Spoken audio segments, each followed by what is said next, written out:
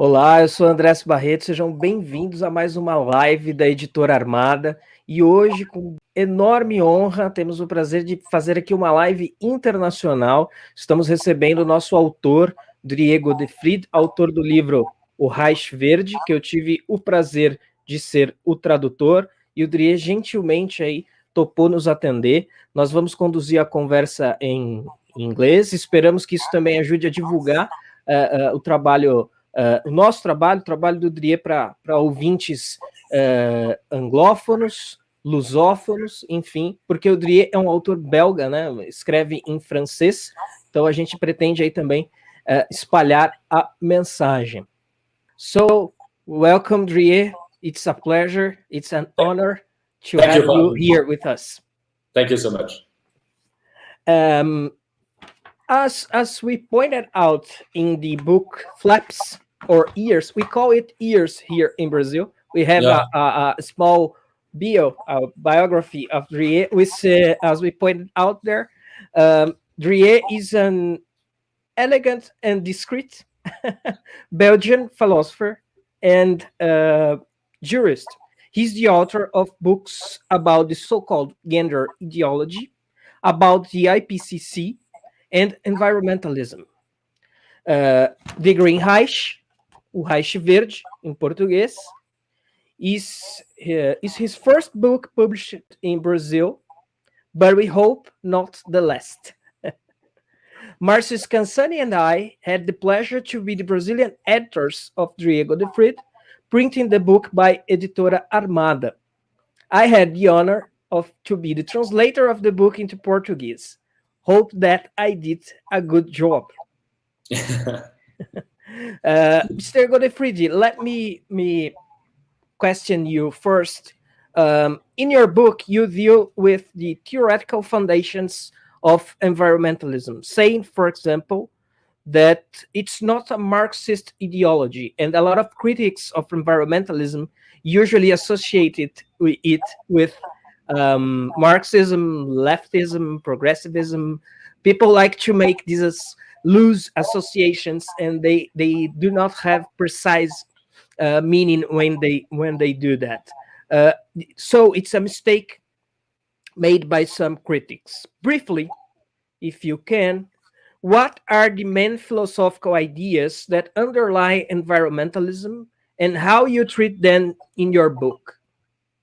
Well, first of all, congratulations for the translation, because I heard that it's a very good translation. I cannot judge that by myself, since obviously I do not speak much Portuguese, but I heard that it's a very nice translation. And I think that this Brazilian edition of the book, etc., everything is so far the best edition of this book. So congratulations for that, and thank you very much for that. So to answer your question, I think that you can hear very often that environmentalism is just the reinvention of Marxism, but I think this is false. There are there is a community of memes, but there are huge differences between those two political ideologies. And for instance, in Marxism, they like technology. They are very much in favor of technology. That is not at all the case with the environmentalists. They hate literally technology. And some other example, Marxism wants to give as much as possible to everybody. Of course, they failed, and they failed miserably, but that was their goal, that was their objective. They wanted to give as much as possible to the whole of mankind. When we look at environmentalism, it's totally different. They want, to begin with, they want to reduce mankind from the 7.5 billion people that we are now to a few million people. So there is a temptation to say that it's just another form of Marxism because there are some community of means, etc. But I think it's false, basically. We have to look, I think, at this political ideology as a new political ideology which is totally original, with its own roots, with its own objectives, and it's different to me from Marxism, actually. I think that people on the right side of the spectrum tend to treat everything they don't like as, oh, that's just Marxism, Yeah, that's that's very just true. Yeah, left-wing ideology. But that's a mistake. And as philosophers, I am my academical formation is in philosophy too, and I think that our job is to put some theoretical precision on these exactly. things. I so much agree with that. Yeah, totally. Great. I would like to ask you. Your book also brings an interesting dystopian, futuristic, and totalitarian novel describing a kind of ideal environmentalist world. And I think that's great. The conceptual part of the book's great, but this novel is also great. And I think that it can generate another book. It would be great if it become another book and we could publish it here. How close are we, in your opinion, in your view, to be living in this reality? Well, I mean, this dystopia, obviously, we are not living in this dystopia because, for instance, we did not reduce mankind to a few million inhabitants to begin with. But I think that the EU, in particular, is the closest thing that we know, politically speaking, to the environmental ideology. Because now the Greens in the European Parliament, they make like 10% of the voices, and that's all. But they are very much strong in every party, like the Liberals. These Liberals are virtually Greens, just another Green party, but also socialists, the Communists, and the so-called, not so, but conservative party. So basically, the EU is now the main tool of environmentalism as a political ideology in the world. And so I think that in the EU, we are very close to engage ourselves on this road, which is another road to serve them, of course. Great. I watch very near the European politics, and I see the green parties of United Kingdom, Germany, rising. They are rising. Green are, they have some power in Scotland, but not that much in England. But you are totally right that in Germany, the press is saying that the Greens are on the march, in a sense. But there was a regional election there recently, and the Greens made 6% of the voices, which is not that much. I think that what's important to understand is that this green ideology is now in every single political party in Europe, be it in the European Parliament or in the national parliament. So it's not so important to know if they do 6 or 10 or 12% of the voices, since they are already there. And by the way, they are just applying basically the science, so-called science of the international intergovernmental panel on climate change. So they are very strong. They are so strong on the international level, the Greens, that it's not even necessary for them to win national elections in order to advance their ideas. We have an expression here. I don't know if it exists outside of Brazil, but we say when or on environmentalist parties, we call them watermelons because they are green in the outside and red in the inside. Yeah. But it's the same problem of considering them, all of them, as just Marxist, of course, yes, because otherwise, watermelon, we say the same in French, pastèque in French it's pastèque, and in English, so it's the same in every language. But there is a part of truth in that. But I think environmental, it's like National Socialism. It's not the same as communism. Communism is not the same as socialism. Environmentalism, as a political ideology, is something different. We have to treat it as a peculiar ideology, I think. Excellent. So now I would like to ask, Brazil is currently governed by a conservative president and has become the center of attention due to the burnings in the Amazon forest. Have you been following the question? And what can be done as a counterpoint to environmental rhetoric? Is it a globalist? And do you use this terminology, globalism? Is it a globalist attempt to make Amazon an international territory, as President Macron has alluded to?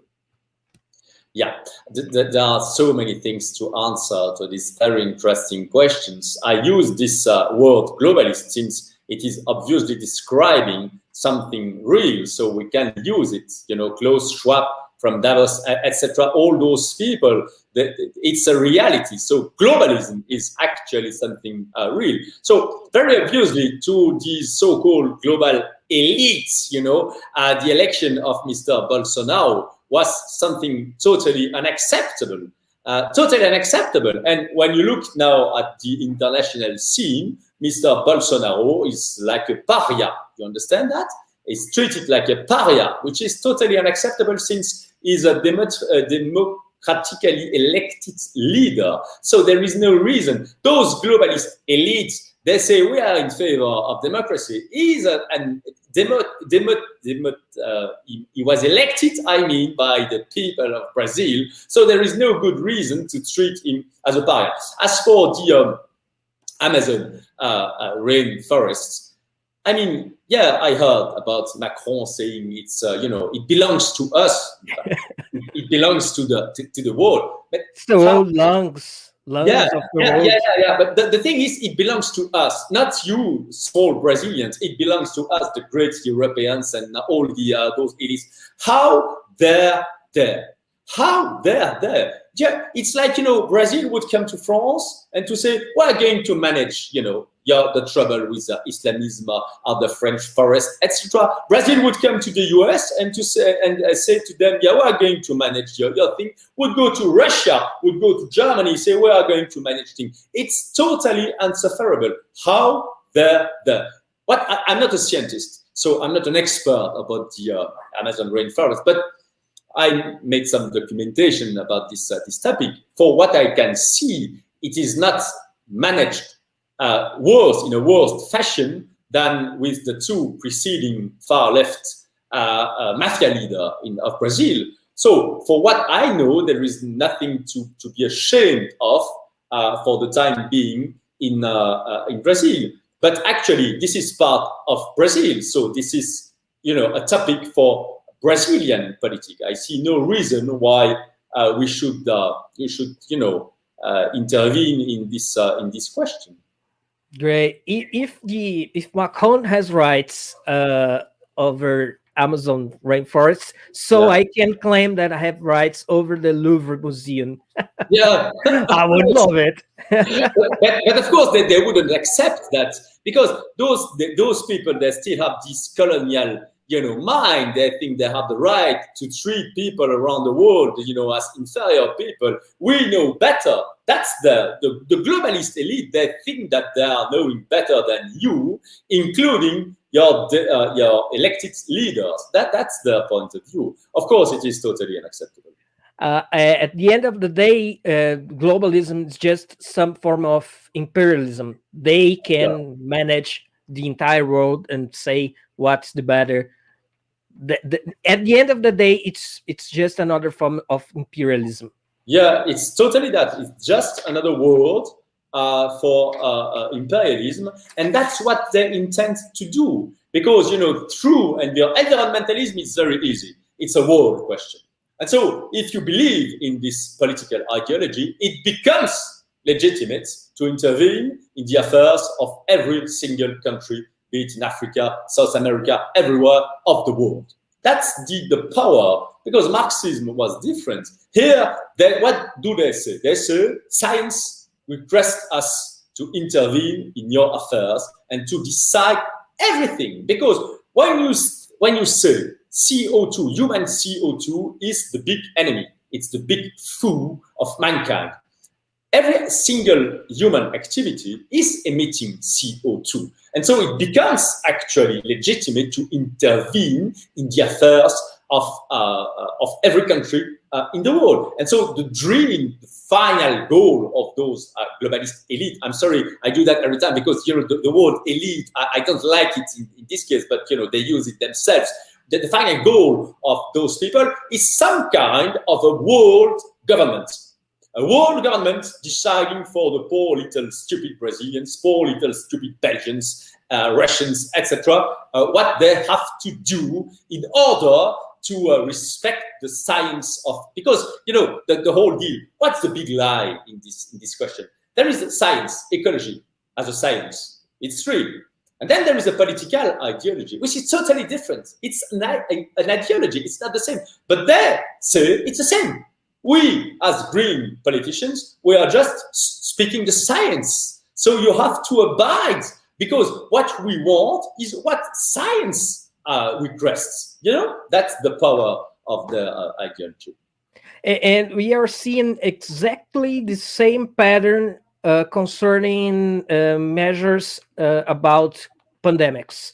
They are using science clothes, science, supposedly scientific reasons to implement more power, more authoritarian measures.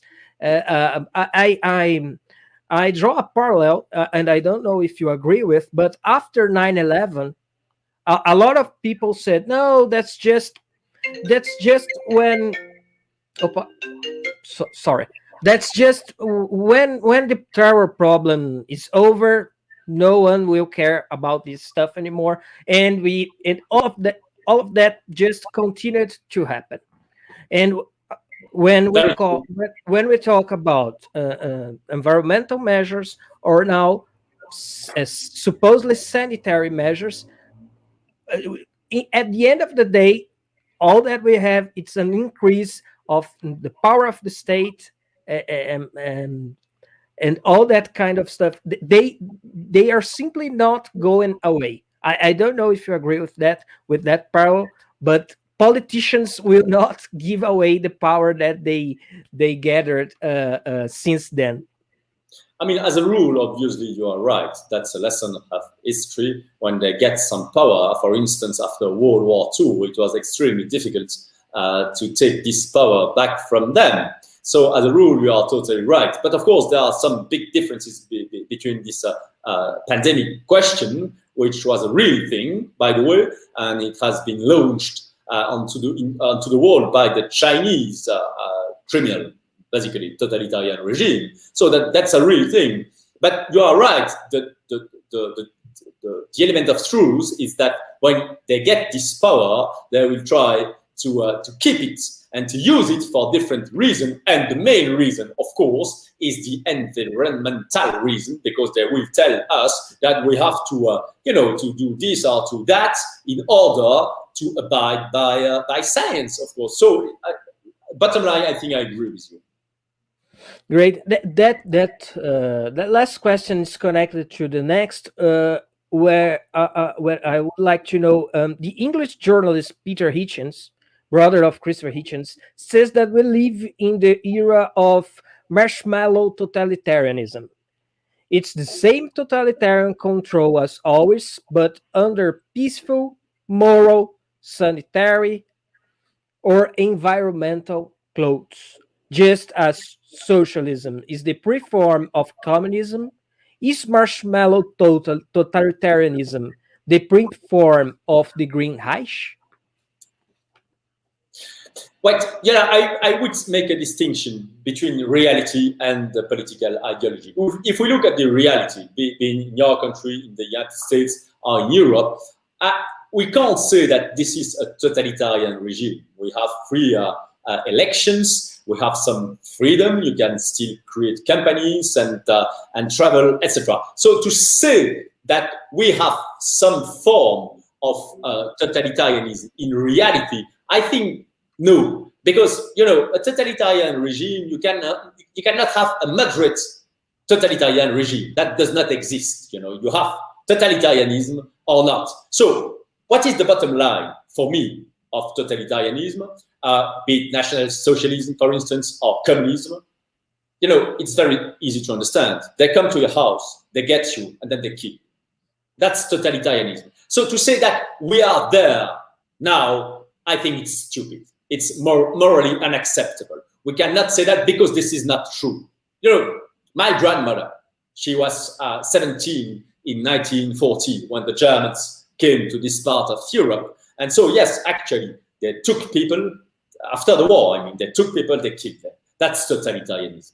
Okay, so we're not there yet, but that's reality. And we can see some elements in this direction, of course, but we are not there yet. Now, if we look at the political ideology, that's totally different. We can, you know, there is no country in the world which is totally, you know, 100%,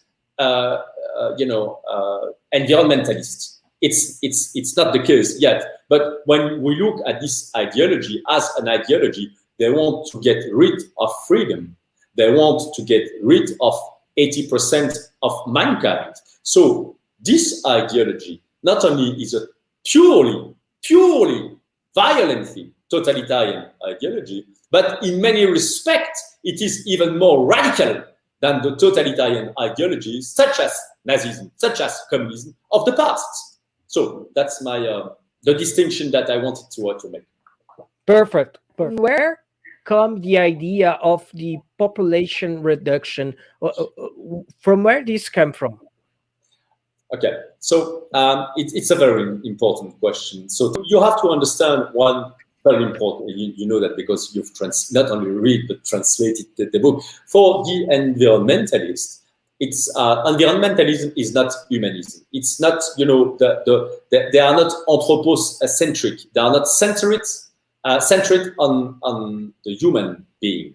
They are centered on what they named Gaia, which is you know, totalitarian, in fact, concept with everything inside Earth, human being, and everything that is living on the surface of Earth. So it is not a humanist ideology.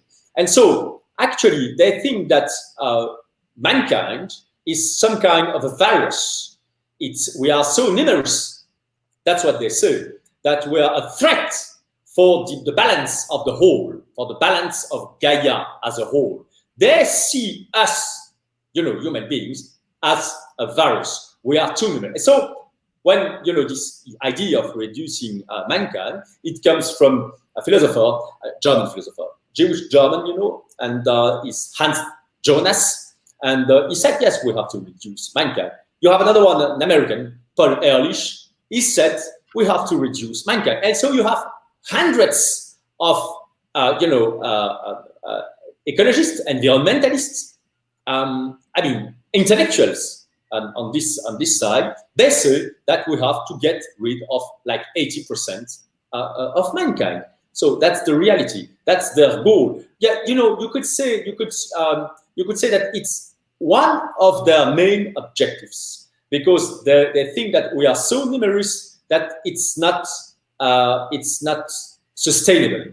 We have to get rid of the vast majority of mankind. Of course, they never answer to the question, which is, I think, very important: how to get rid?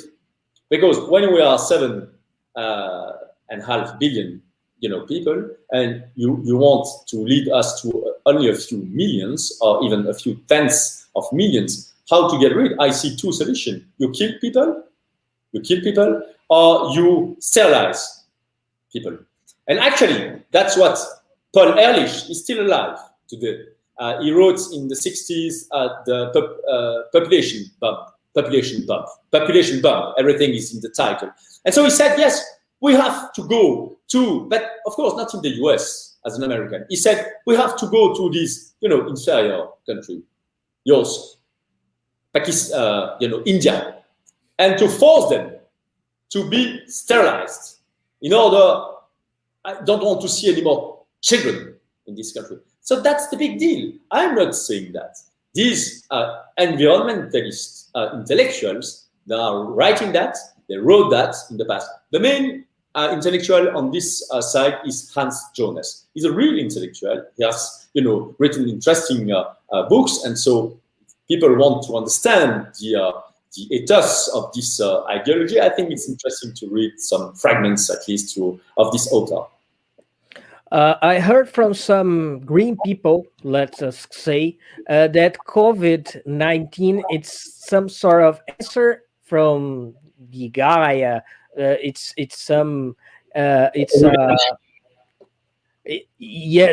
a punishment for, oh, you did all of that with Gaia, with environment, and now the nature is giving back COVID-19. Yeah, except it's not nature, of course, it's the Chinese government, you know. Exactly. That's the only problem. Klaus Schwab from Davos, he wrote exactly what you said. He's totally representative of this. He wrote that, except it's not nature. We now know that it came from this, I mean, most probably from this laboratory in Wuhan. So we thank you to the Chinese government and not to nature.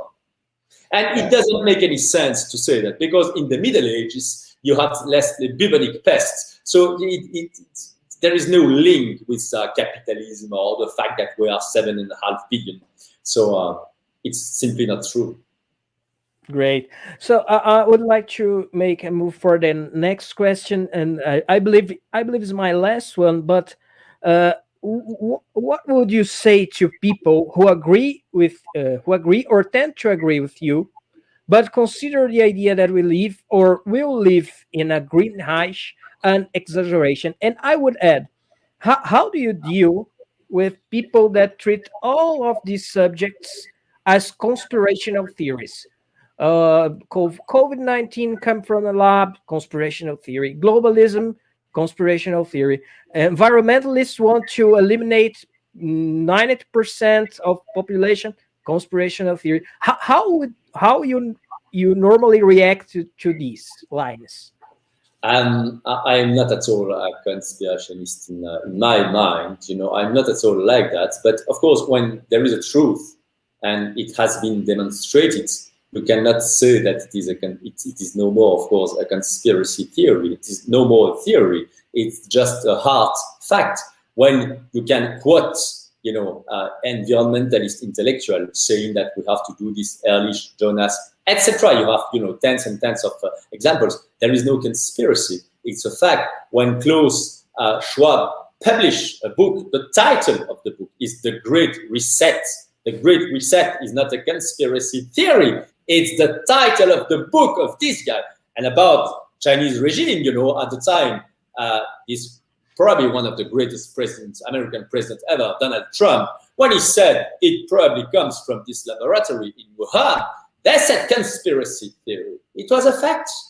Most probably it came from that. So, I'm going to give you an example. When the Democrats and the left press in the US, they say for 3 years, millions of articles that Trump was a Russian agent, that there was a collusion. That is a conspiracy theory, because there was no facts. It was totally false. It was a pure invention. It was a lie, a huge lie. So that's really a conspiracy theory. And by the way, when they said that this virus comes probably from this labo, and they say, no, that's to say that it is a conspiracy theory when you already have facts is a conspiracy theory. So we just have to look at the facts. To answer your question, you know, it's interesting because after the First World War, there was an expression in Europe. It was Nie wieder Krieg in German. That's never again. Means we Europeans, we made this war because that's our responsibility. It was a European war, of course. We made this war, but now we are much more clever. Now we are wise. Now we know. And so, Nie wieder Krieg, that's never again. Plus jamais ça in French. 20 years later, Second World War, another European war with European ideology, communism, National Socialism, fascism, etc. So when people say this is not going to happen again, totalitarianism is not going to happen again because it happened in the past. So we learn our lesson. It's, of course, not true. It's, if we look at history, it's not true. And so when we want to judge about this expression, Green Reich, when we want to judge the ecologism, the environmental ideology as a political ideology, we don't have to read only my book. We have to read the green intellectuals. And so when they write, we take this question again. When they write, we have to get rid of 80% of mankind. How? Never a theorician from National Socialism said that. Never a Marxist wrote that we have to get rid of 80% of mankind. Again, how do we get rid of 80% of mankind? Either we kill them or we force sterilize them, which is an abomination, of course. So I think it's simply why do I write this book? Because I want to alert people. I want to warn them about the real essence of this political ideology, and I want it not to happen in a sense. It's all a big lie. I give you just one last example about this population thing. You know, they say we are so numerous. 7.5 billion, that's really the maximum. If we go beyond that, that's starvation for everybody. They said the same when we were 2. They said the same when we were only 500 million inhabitants. What is the truth? You only have 10% today of the whole global population suffering from malnutrition, starvation, you know, not enough eating. 10%. It's better than at any other time in the history of mankind. Like 50 years ago, it was 30%, between 30 and 40% suffering from starvation. So this idea that we are more numerous, so we have more people suffering from starvation, is simply not true when we look at the facts. And what is the real problem, in fact, that we will have to deal with? And that's a reality. It's a fact that human population is becoming more and more old. We don't make children anymore. In Europe, I don't know in Brazil, frankly, I don't know we don't make children in Russia. They don't make children in China. So the real deal is not the so-called population bomb of this abominable author, Paul Ehrlich. The real deal is that we are becoming like, you know, a mankind of old people. That is going to be the real problem, I think, in the next following decades. Actually, here in Brazil, we have natality rates, European natality rates, unfortunately. That's very unfortunate because, you know, and it's the same everywhere. In Italy, for instance, or Belgium, France, they think to have a child, it's not the good, you know, moment. It's not now, later. In all families, it's the same. But the result is that people are not making children anymore, which is death. Death, I think, my opinion, I'm not agreeing. I think that you got this idea. I'm not an environmental. I think that, you know, what is the destiny of mankind? The destiny of mankind, in my opinion, is the galaxy and beyond the galaxy. That's the destiny of mankind. Not to think that we are too numerous and we have to get rid. You know, what is the only resource we have as men? It's man. It's what we have there. That's our real resource. And so this idea of getting rid of 80% of the human population is, in my opinion, one of the worst abominations never written by any author of any ideology. And I totally agree. Well, Drieu, I have one last question. It's more a curiosity than a question properly, but I think that our viewers might be interested as well. How do you define yourself politically? If that's an important question for you, would you say you are a conservative, classical liberal? Or I watched some of your interviews on YouTube, and I found out just interviews just in French, unfortunately. Yeah. So I hope this live stream is the opportunity to put some content in English for people interested in your job. But I saw that you commented on issues, on topics like Brexit, like Donald Trump. And so I have this curiosity, how do you define yourself politically? I would say that I am very much classical liberal, but the classical liberal free market and the genius of capitalism. I'm also very much a conservative. I think that it's not current to be a classical liberal, and not to be a conservative in many fields and domains such as family, children, and etc. You can have freedom and conservative values. You can have both. You can freely choose in favor of conservative goals. So I'm very much conservative too. And politically speaking, I think that, as we said precedently, that we have some leaders such as Trump in the US. They get the situation.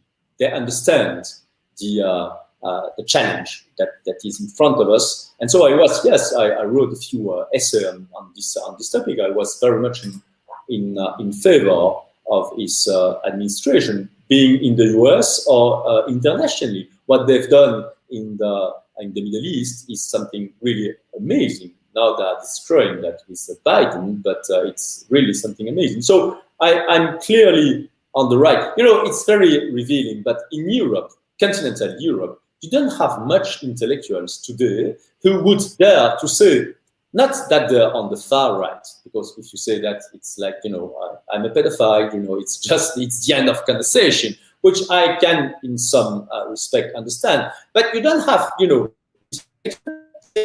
I'm on the right. I am on the right. You have like thousands and thousands of people, intellectuals, saying I'm on the left. And most of them, they say radical left and extreme and this and that and Marxist, etc. But on the right, frankly speaking, in the French-speaking part of Belgium, you have only one intellectual saying, I'm on the right. And this guy is just right in front of you. And frankly, I'm the other, but that's not normal, It's not even sane. Where is pluralism? Where is the real debate? When they have a topic on some television and they want to defend the point of view from the right, they ask me, even if I don't have the faintest idea about this topic, because it's difficult, because people, they are afraid, they're afraid to say they work in some university or in a company, they're afraid to say, I'm on the right.